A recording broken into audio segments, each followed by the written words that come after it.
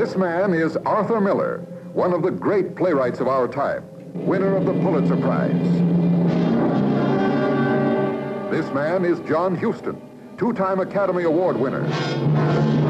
These giants of the entertainment world have combined their talents to create an outstanding motion picture.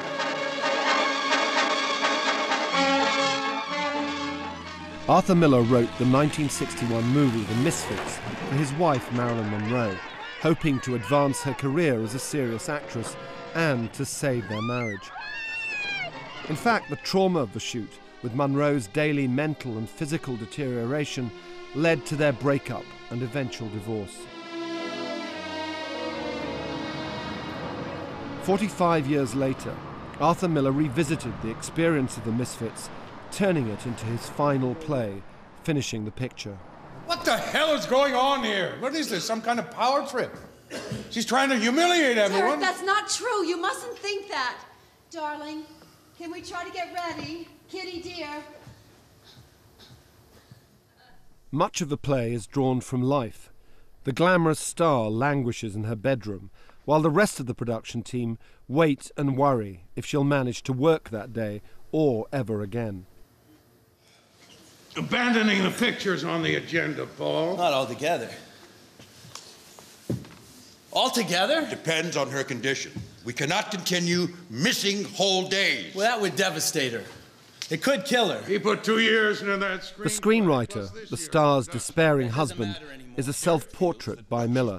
The other characters, director, producer, cameraman, are all based on their real-life counterparts. Right up to the end, at the age of 89, Arthur Miller was still working, still finishing the picture.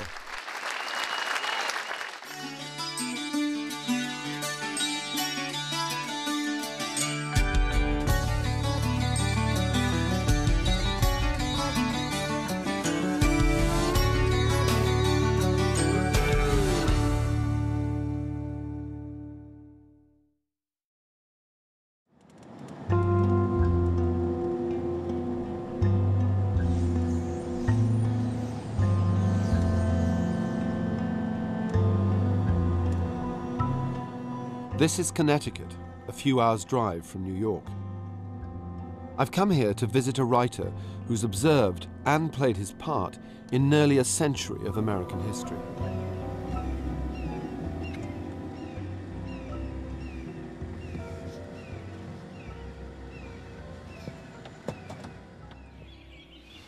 Arthur Miller is still living and working on the ranch he bought in the early 1950s with his then wife, Marilyn Monroe.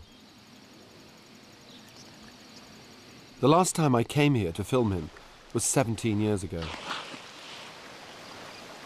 He just published his autobiography, Time Bends. Now he's at work on his diaries, looking back at his career in theatre and the movies, at the people he's known and the events of a long lifetime.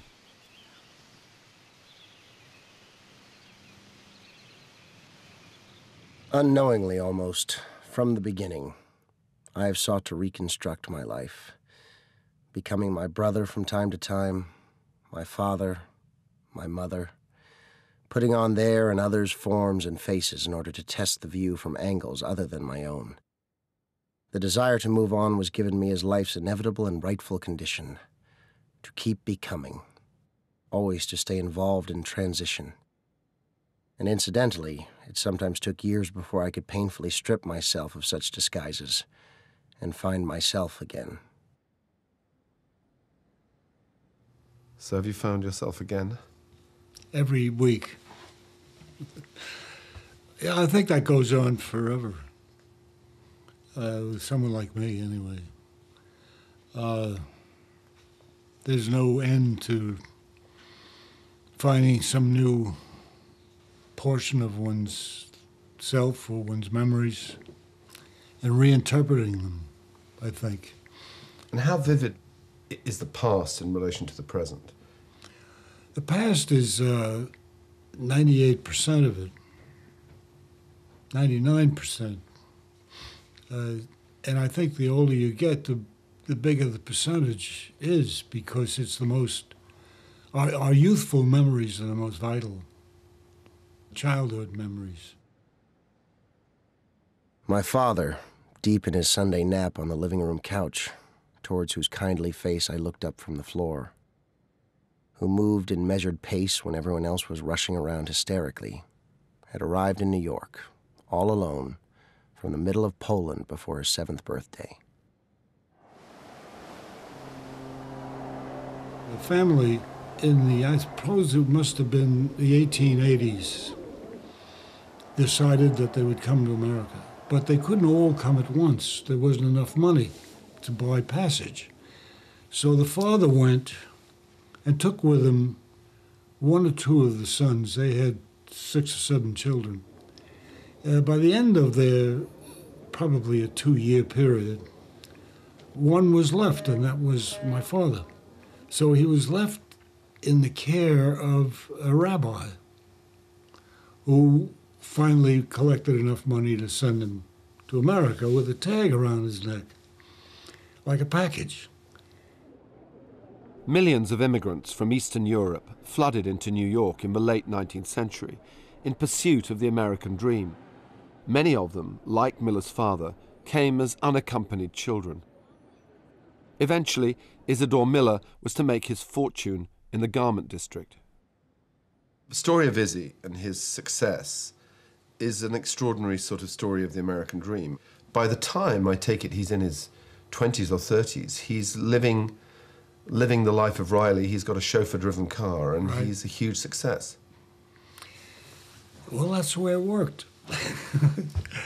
What was amazing about him, I must say, is that he had immense authority. He was a tall man with reddish blonde hair and blue eyes. He looked like an Irish policeman. And indeed, when he walked down the street, very often, a policeman would see him and do that, because he seemed to be somebody of some significance. The young Arthur Miller grew up in Harlem, at the time a desirable and prosperous district of New York, with a large proportion of Jewish families. He once wrote that he grew to adulthood thinking that the rest of the world must be Jewish. It seemed to the boy an almost fantastical environment. It was all a kind of waking dream, the standing up and then the sitting down, the rising and falling of voices, passionately flinging an incomprehensible language into the air. While I understood no Yiddish, I would sit beside my great-grandfather as he told his stories, going on through his great beard, pausing only to spit or drag on a cigarette. So I was left to concentrate on the spell he wrought and the music of his expressive voice.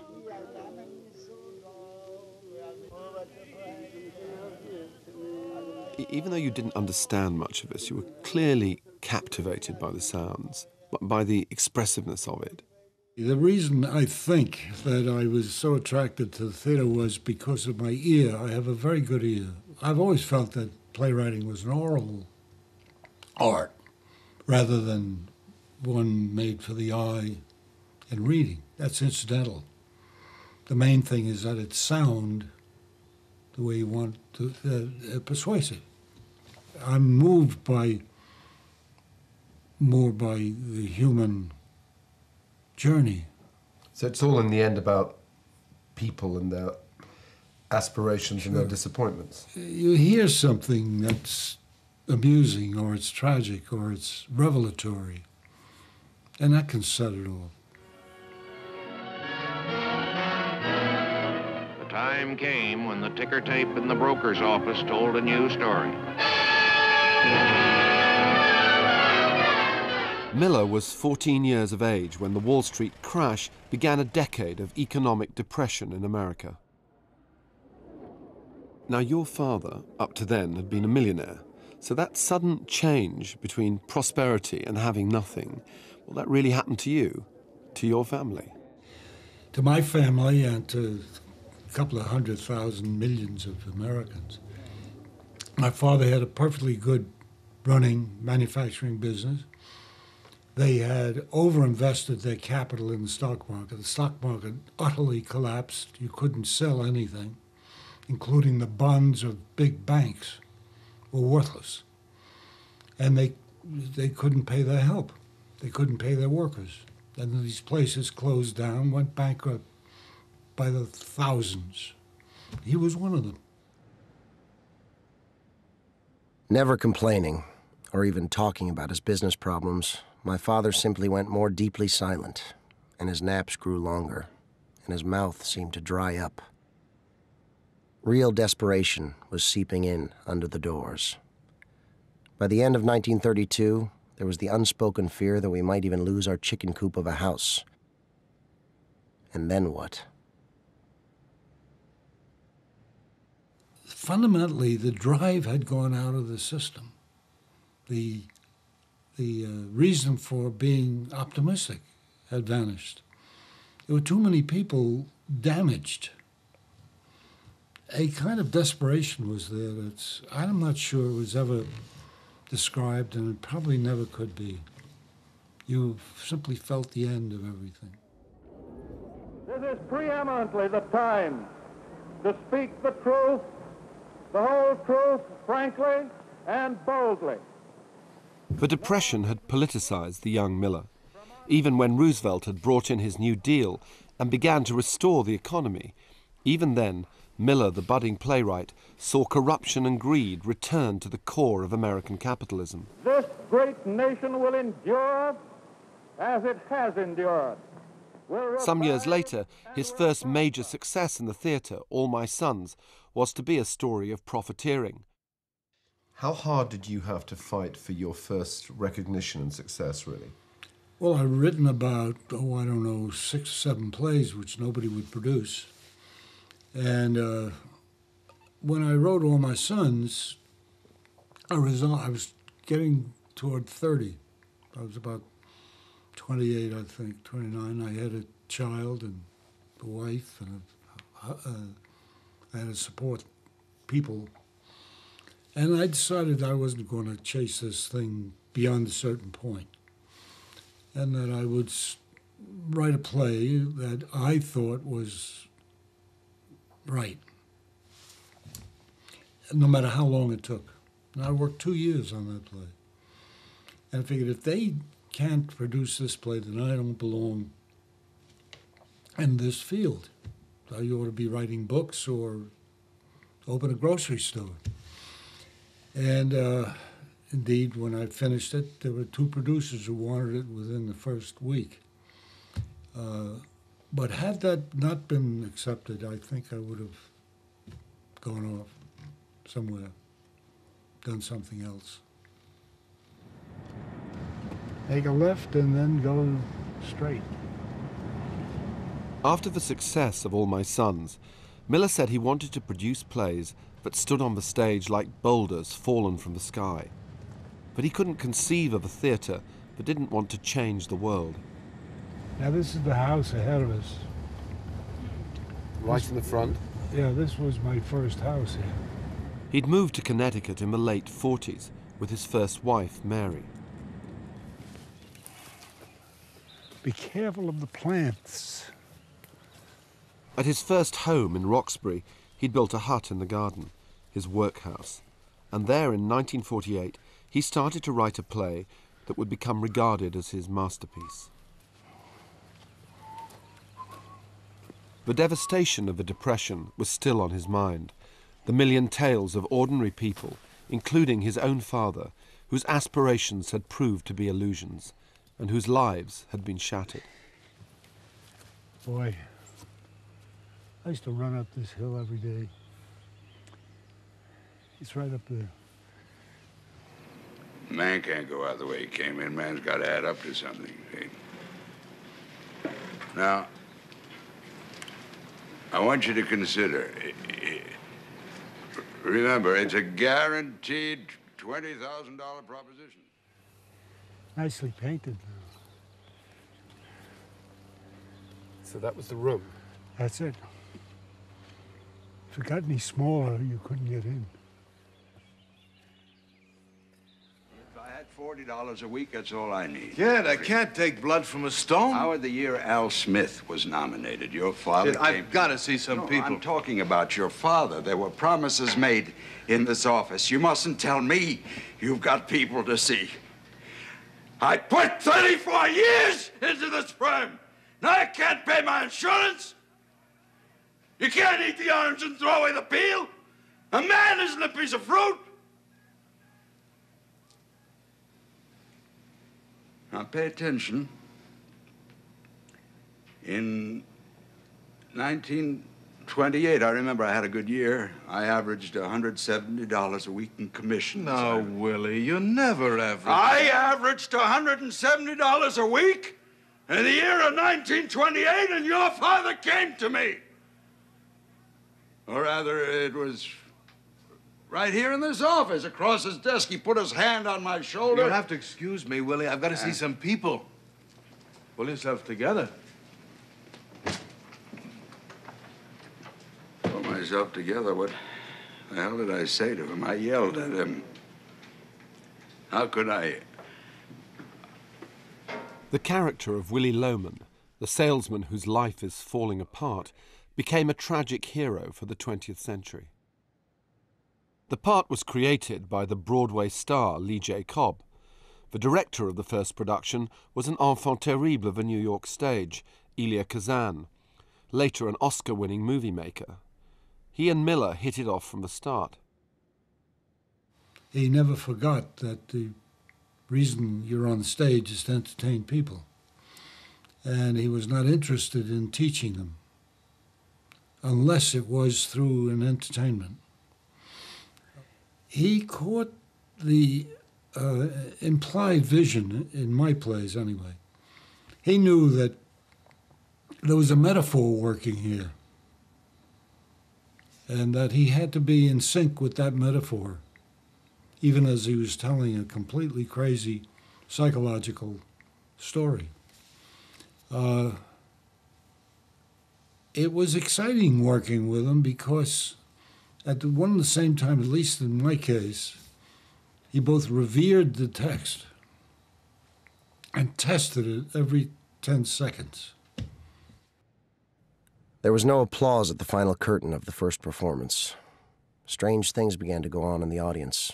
Some people stood to put their coats on and then sat again. Some, especially men, were bent forward covering their faces, and others were openly weeping.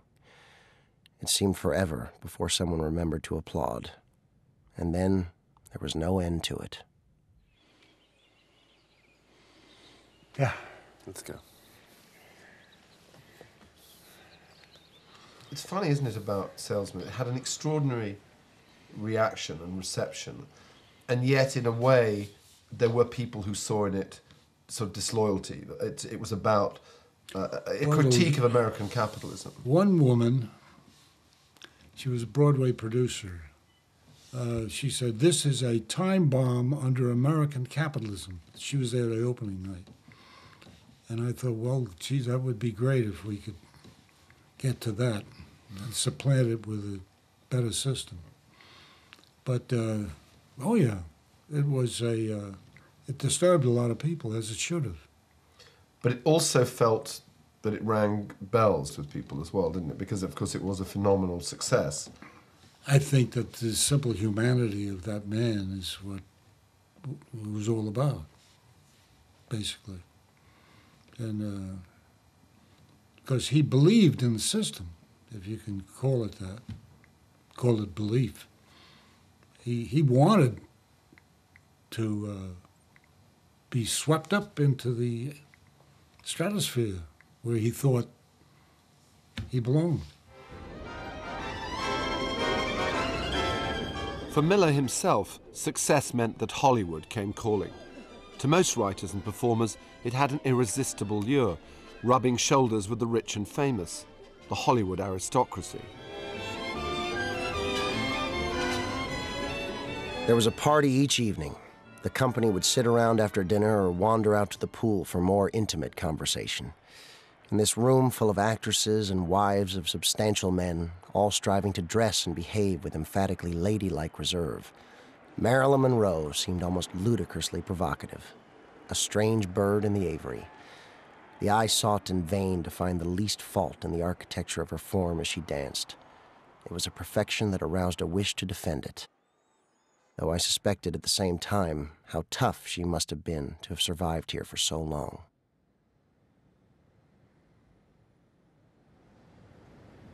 The very inappropriateness of our being together was, to me, the sign that it was appropriate, that we were two parts, however remote, of this society, of this life. One was sensuous and life-loving, it seemed, while in the center of it there was a darkness and a tragedy that I didn't know the dimensions of at that time. And the same thing was true of me. So it wasn't that crazy. And then at a certain point, you decided, well, you fell in love, basically. Yes.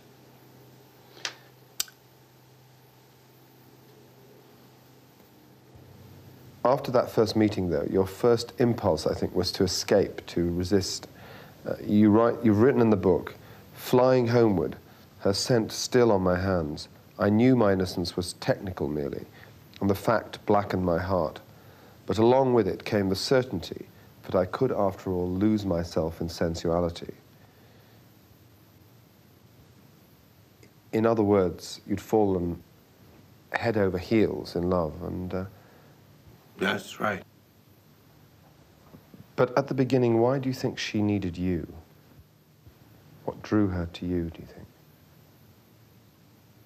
First of all, I took her at her own evaluation, which very few people did.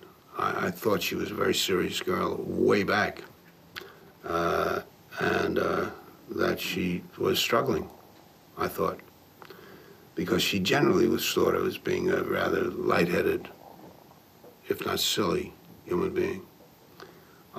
That's because I loved her, so I took that attitude toward her. And so the best of her, she thought, was in my eye. Therefore, the hope she had was with me. The affair turned Miller into an A-list celebrity. It was Hollywood's strangest coupling, the world's most glamorous screen icon with one of America's foremost left-wing thinkers. Miller's own relationship with the movie business had been compromised from the start. The studio bosses were deeply wary of his politics. In 1951, Columbia Pictures bought the screen rights to Death of a Salesman.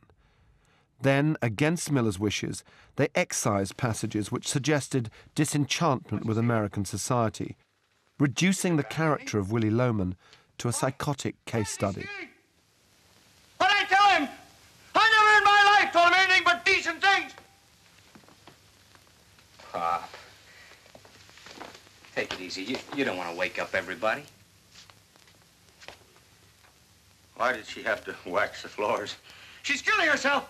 Come on now, Pop. It's getting late. Why don't we hit the sack? Where are you guys? Where are you?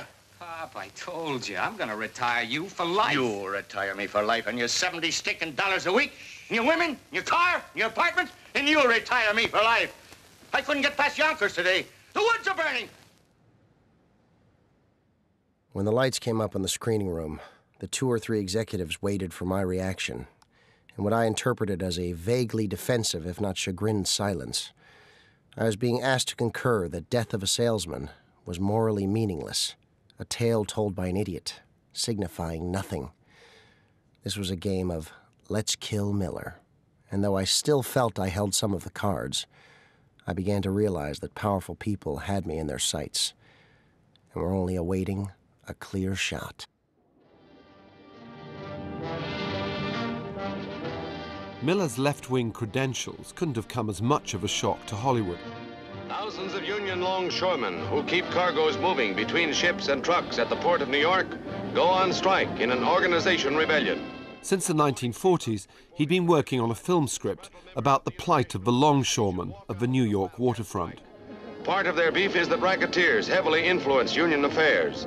The Anastasia brothers, who tried unsuccessfully to break the strike, were lately under investigation by the Kefauver Committee, one accused of being a leading light in Murder Incorporated. Miller and Kazan took their longshoreman script to Harry Cohn, head of Columbia Pictures. Cohn had read the script and he pronounced that it would never make a dime. But he would do it because he wanted Kazan to be attached to his studio in the future. The script was handed to their labor relations man at Columbia, and he approved it. He thought it was fine. Harry Cohen says, I just have to check with the FBI. I thought for the moment he was kidding. Then I thought, we'd better stay on for a day or two. At last, the phone rang. He wanted some changes. If I agreed, the film would be doable. All the gangsters who I had shown to be doing what they did, which was to intimidate and sometimes murder longshoremen, would be communists. Communists? Yeah. There's a small change. Well, I knew the two communists on the waterfront. There were two. They were trying to organize a rump union to withstand the gangster-driven union. To turn all these gangsters into communists was simply, it was worse than absurd. So Cohen sent you a telegram. He said, it's interesting how the minute we try to make the script pro-American, and you pull out. Right. So naturally, I called Kazan back and I said, look, let's just forget this, because there's no way to do this. Communism was perceived to be the single greatest threat to democracy. A witch hunt began, led by the House Un-American Activities Committee, and later by the notorious Senator Joe McCarthy, to seek out Reds under the bed. Devastation of that thing was, I don't think people are aware of how dreadful it was. And they had another terrible consequence, setting friend against friend. Miller travelled to Massachusetts to research another notorious witch hunt in American history. I left Salem in the late afternoon, and the 6 o'clock news came on the radio. The announcer read a bulletin about Elia Kazan's testimony before the committee and mentioned the people he had named. I found my anger rising not against him, whom I loved like a brother, but against the committee. Did you feel it was a betrayal for Kazan to have named names? Sure. I think he felt the same way. That's why he suffered a lot before he was able to do it. See, they called him at one point, and he refused to name names. And gave them all the usual reasons. And then after a week or 2 weeks, he requested another hearing and went ahead and did what they wanted him to do. So he didn't simply arrive there newborn. He had a big struggle before he was able to do that. Was he simply protecting his career? That was part of it. That was the main part of it, I think. Well, he told me, as I've written, that had he refused to name names, he would no longer make a film in Hollywood.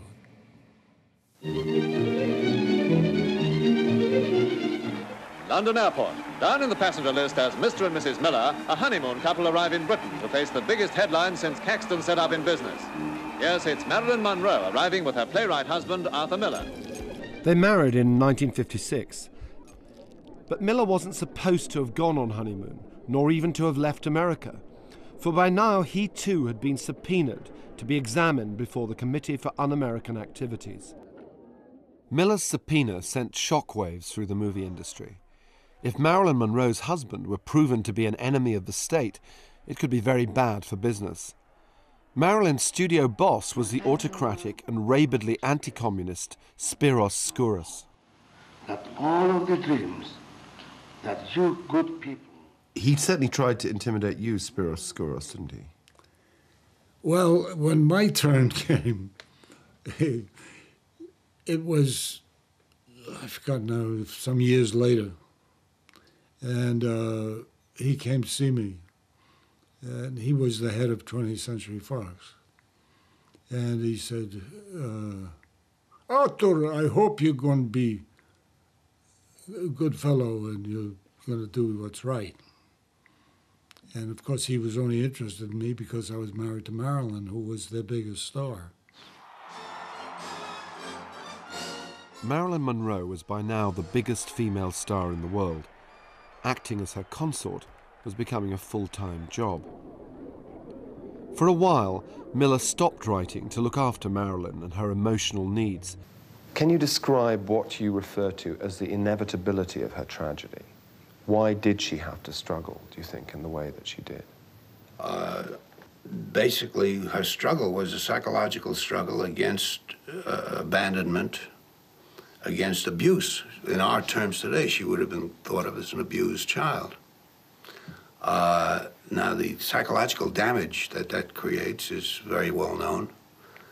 And she struggled in a lifetime and lost against that damage.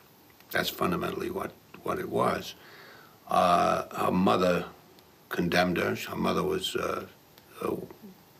mentally ill and tried to destroy her at one point. And it was also a question of a surrounding fundamentalist religion, which condemned exactly what she was doing, namely acting, being in show business. So that there was a stain of the illicit and the condemnation always there at the same time. She was in rebellion when she acted, and she expected punishment as a result of it, somewhere in that psyche. There's a number of forces that were working for it, but some of them were particular to her, but it's by no means an unheard of type. The great thing about her, to me, was that the struggle was valiant. She was a very courageous human being, and she didn't give up, really, I guess, till the end. The screenplay of the 1961 film The Misfits was based on Miller's own short story about 3 horse traders in the Nevada desert. Choke him down, Guido! Get up, Roslyn! Stop! He wrote the part of the vulnerable and lonely Roslyn for Monroe. You belong to Gay? I don't know where I belong. But by the time shooting began, their relationship was already disintegrating. I had thought that with the Misfits, she would see that she was an actress, that what she had always wanted was to take a serious role, which she had never had, and that this would help her realize herself. But it didn't happen. And I saw then that nothing was going to do that, was going to accomplish that. Did you think at the time that you could redeem the marriage and the relationship? And only at the beginning. It soon became clear that it was impossible. The Misfits would be Marilyn's last film, as well as Clark Gable's. He died only a week after shooting. Monroe and Miller's marriage broke down irretrievably. They were divorced. Marilyn Monroe died of a drugs overdose, alone, a year later, in 1962.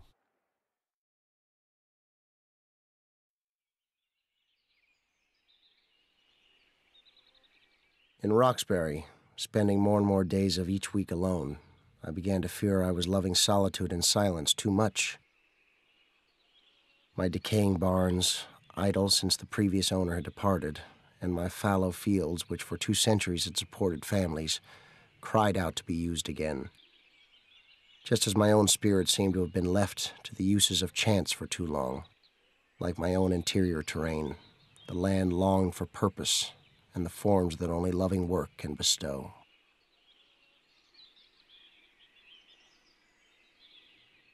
Some of the last photos of Marilyn on the set of The Misfits had been taken by a young photographer from the Magnum agency, Inga Marath.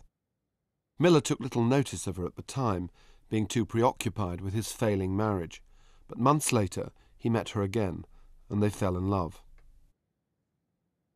In a way, I see Inga coming into your life as a kind of solace, really. at that point as well, that somehow you were kind of rethinking your life, and it was going to be very different for the next 40 years? Well, she, first of all, she had stupendous energy. She was inexhaustible, just physically and intellectually. She'd get tired, but when she got tired, she just went to sleep. Get up, all new again.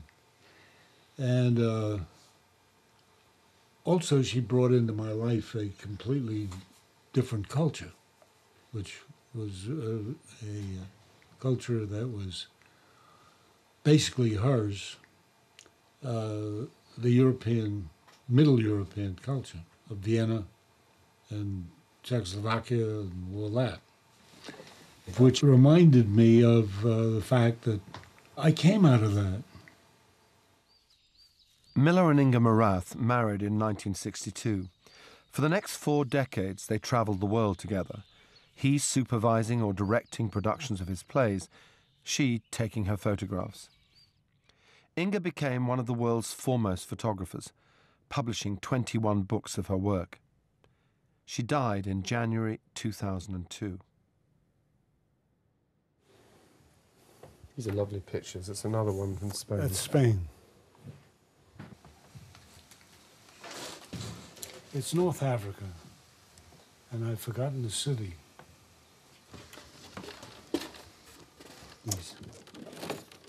All this stuff. All this stuff. By the 1970s, Miller's fame had spread worldwide. His plays had been translated and performed in dozens of different languages. Italian. No, it's Spanish.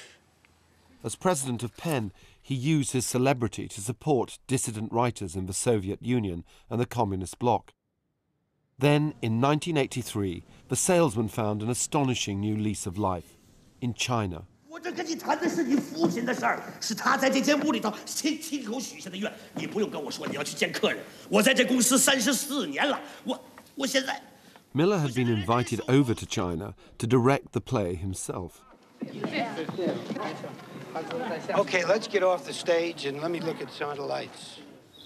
So what did they make of it? This was the easiest thing for them to appreciate. See, Biff is fundamentally relating to the Cultural Revolution when he's saying, in a crazy kind of a way, you see, he's saying to his father, I don't want to live by the scheme of the rewards of this society because I don't think it rewards value.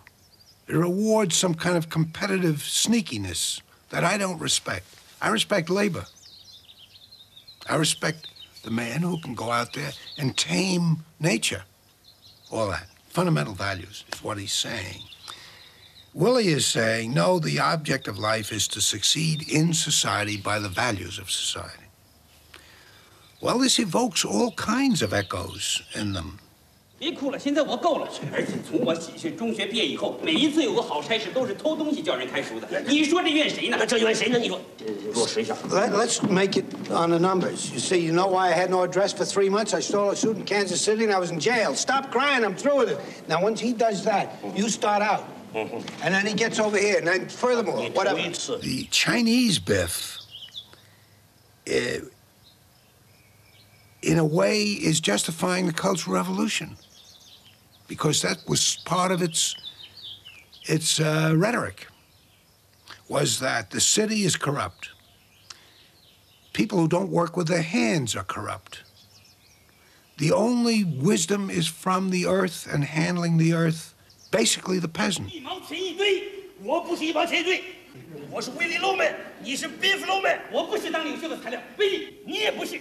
你不过是个东跑西颠的推销员，最后让人家扔在垃圾堆里，跟别的推销员一样。我干1个钟头就值1块，我跑遍了7个州也没你爸，我什么都不是，我什么都不是。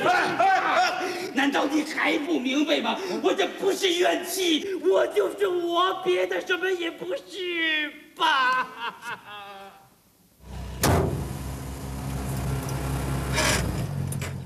Death of a Salesman reached its 50th birthday in 1999. It was revived on Broadway and won its 8th Tony Award, half a century after it was written.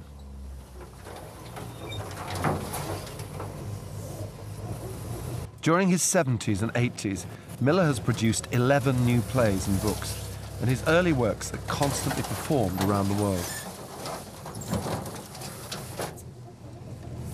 What do you think of that? It's beautiful, and congratulations. Made it. See how quiet it is now? Yeah. You wouldn't know you were in an old car.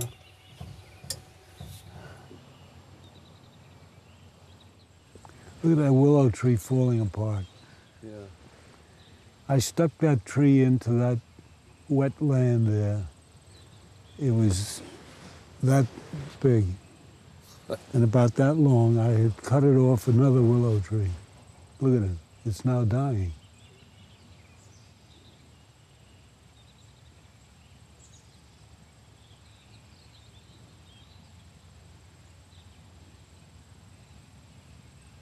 They don't last very long.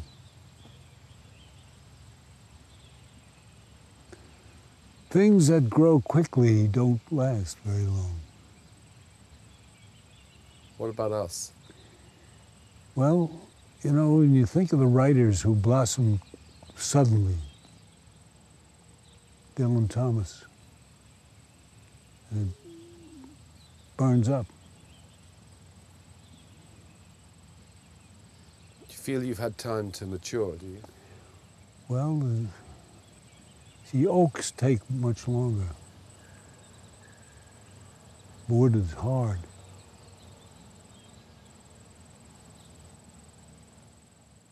Do you get as much pleasure out of writing today? And do you write for the same reasons as you did? It's a different kind of pleasure. I don't really care so much about how something is received, to tell you the truth. I figure somewhere, down the line, somebody will see what I've been doing. In this case now, I have two plays, one of which is on at the moment in Chicago. And those were written in the spirit of play, more than I think I've ever done. It was just a lot of fun. What do you have in mind to do? Well, it depends. Entirely on her condition. I suppose we'll really have to look at a shutdown. Well, I'll be completely straight with you, Mr. Oxner. Oh, Phil, please. I've never in my life been beaten by an actor, but this girl has me on the ropes. 4 decades after filming The Misfits, Miller is still pondering the trauma of the shoot and the tragedy of Marilyn Monroe. He's tried before to resolve some of the issues of a relationship. Just before Marilyn's death, he wrote a play, After the Fall. Remember how you used to talk to me till I fell asleep? Oh, Maggie, I've sat beside you in darkened rooms for days and weeks on end. You lost patience with me. That's right, yes. So you lied, right? Yes, I lied. Every day. We're all separate people. I tried not to be. But one finally is a separate person. I have to survive too, honey. The play was seen as cold and clinical, even brutal towards Marilyn. Where you gonna put me? You talk that over with your doctor. But if you loved me... Oh, yes, but how would you know, Maggie? Do you know any more who I am, aside from my name? A suicide kills 2 people, Maggie. That's what it's for. After the first performances, Miller was roundly attacked for After the Fall, even demonized. And he still hadn't laid the ghosts to rest. She's a great actress. How about you talking to her? They're old friends, but she can't stand his vulgarity. Well, since when is ass vulgar? I mean, what's going on, Edna? Who do these classy European directors pick to act out their profound spiritual dramas? What, does Bergman cast some flat-chested buck-tooth sack of bones? Rossellini, Renoir, Kurosawa, you name it. How come they all pick the best ass in their countries to carry the spiritual message? Now, I'm just a cameraman. But this right now is why I think she's stupefied in her bed at 7 in the morning instead of out shooting her picture. Because she's got some idea from her intellectual and artistic friends the best piece of capital she has is some kind of puritanical disgrace. Nobody has said that. But she does have a mind, you know. Well, I'll try anything, Edna, but I can't photograph minds! How is it possible, sitting back when you started to write Finishing the Picture, here was one of the most difficult periods of your life, the most tortured periods of your life, and yet let you, in a way, Finishing the Picture is a sort of burlesque. It's very It's true a comedy of manners, let's say, a comedy of manners. Well, or comedy of errors. One was always aware of the comedy involved. There was something so absurd in the whole situation that periodically one had to burst out laughing at it. And that's what remains of it. That's its human side, rather than the tragic side. And yet, and all those characters around her, they're all somehow, whether knowingly or not, they're all predators. They all need something. That's the nature of the beast. The actor is the hub of the wheel, and the spokes protrude from the hub. They are all dependent upon that person showing up and ready to work. And that means not just the people, the director, the cameraman, the other actors, and so on. Several hundred people involved who are leaning on this fragile creature. And that's a pressure. It's a terrific pressure to be under. No.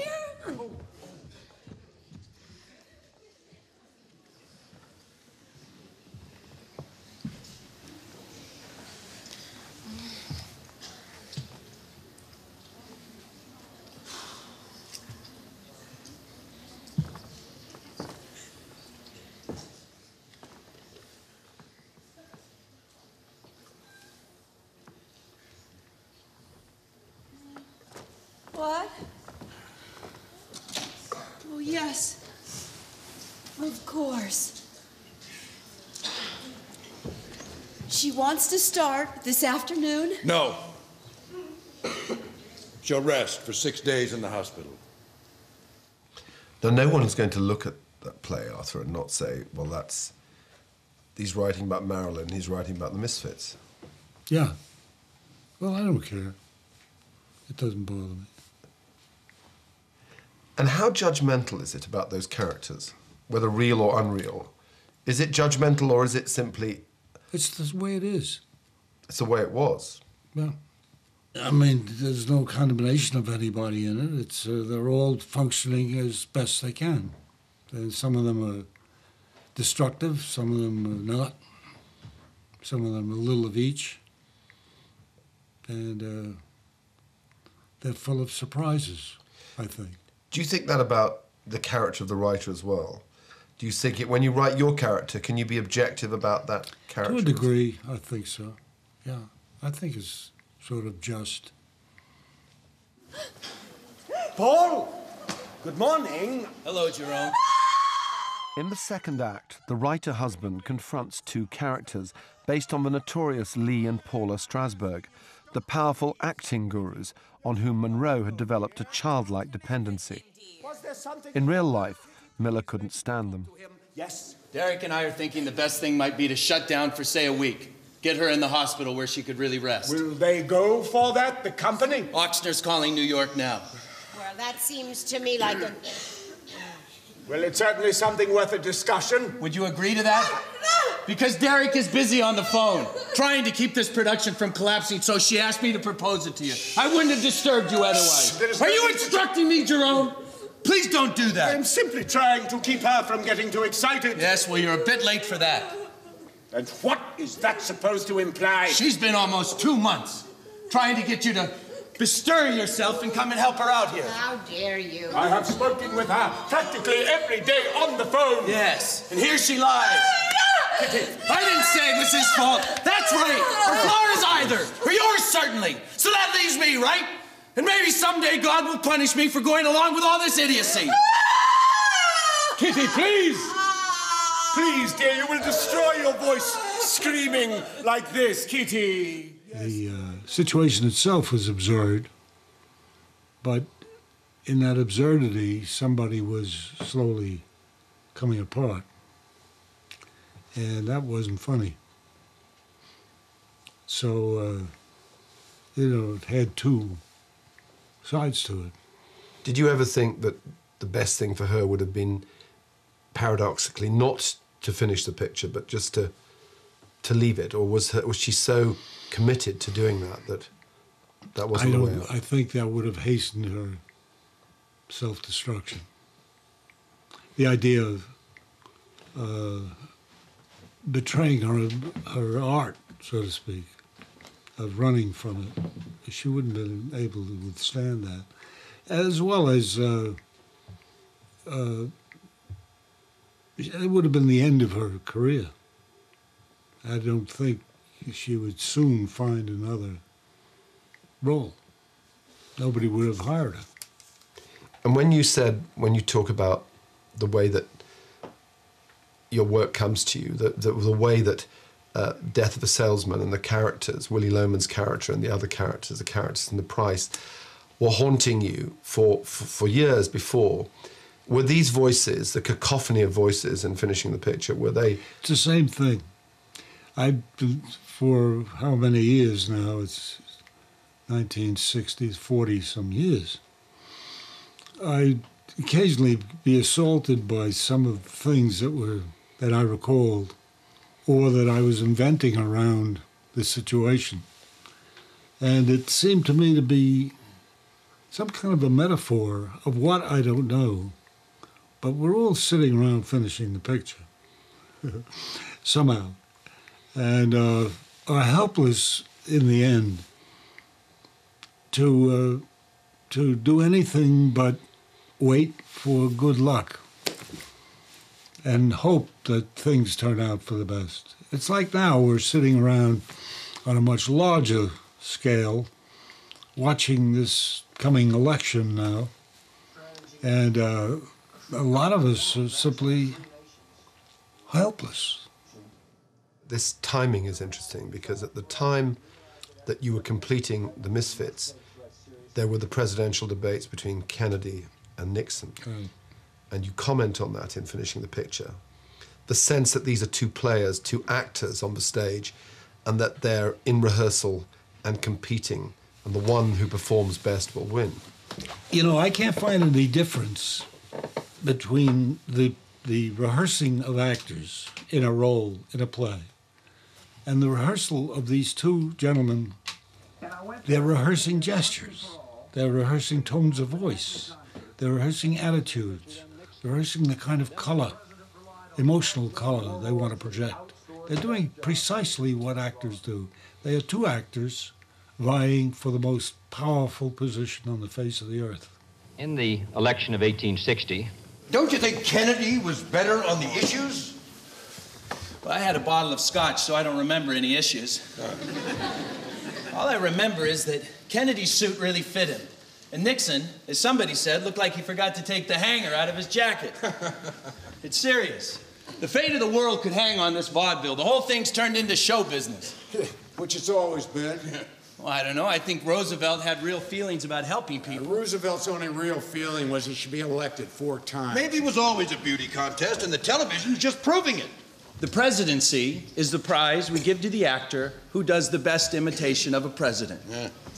We're not enlightened by this debate. All we can do is cheer the guy we liked, we hoped for when it started. It's an empty shell.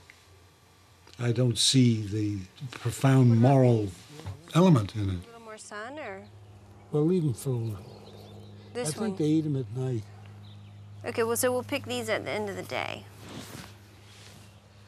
Miller's new companion is the Florida-born artist, Agnes Barley. Do you want to take those? I tell you, let's get these in the afternoon.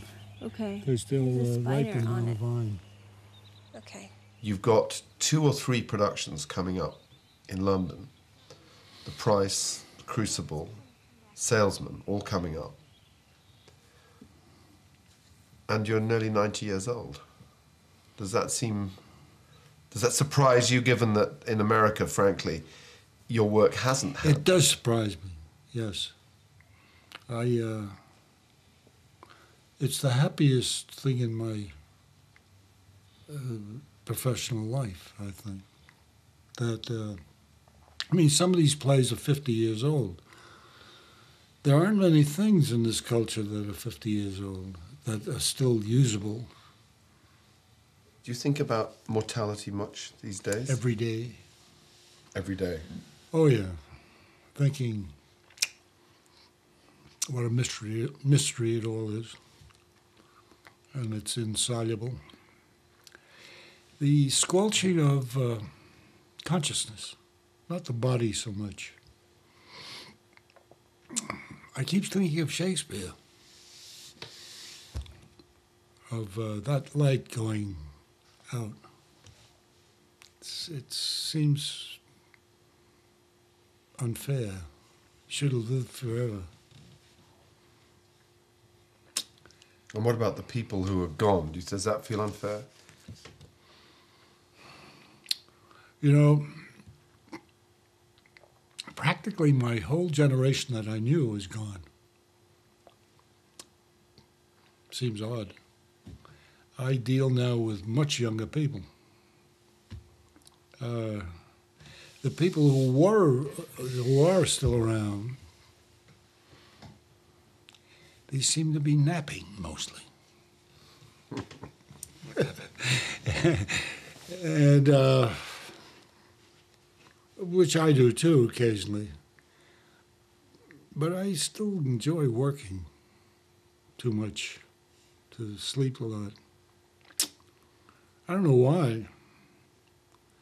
I just feel that way. And, you know, death is part of the bargain you make for having the privileges that I've had. I mean, I realize that I've lived a very privileged existence with all the struggle that was involved. Because I was able to produce something from it all that reflected what I saw and felt. That's maybe the most gratifying thing you can experience, that you leave behind a trail of your own presence. So as you're into irony at the moment, this idea that you're pretty temporary, we all are, however unfair that is, but... I think that we're... See, I've lived through the domination of various writers from time to time, both in theater and in novel.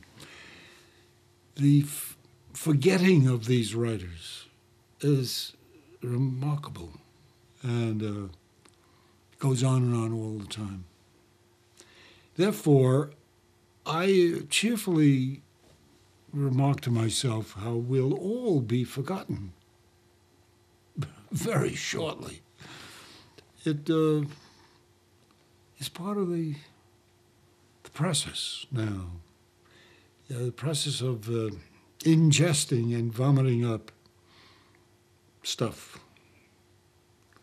And it's remorseless. I have no illusions about this. So that's part of the irony that we're talking about. So you just take as little bit of good fortune there happen to be 6 plays of yours. And I think it's great.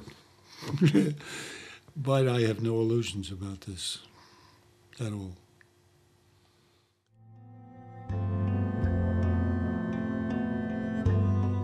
An intimate conversation explores the enduring friendship and burning rivalry between 2 of the 20th century's greatest literary celebrities, Tennessee Williams and Truman Capote.